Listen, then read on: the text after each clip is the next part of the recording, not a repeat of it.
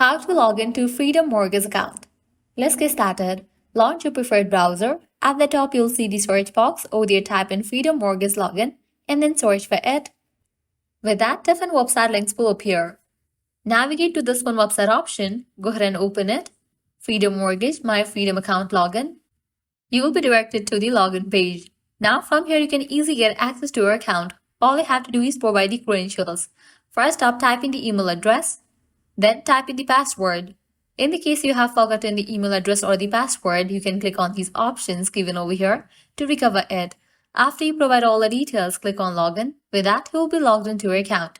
If you haven't registered your account yet, click on the option of Create Account and go through the registration process. So this way you can easily get access to Freedom Mortgage account. If this video was helpful, don't forget to like, share and subscribe to our channel. Thanks for watching.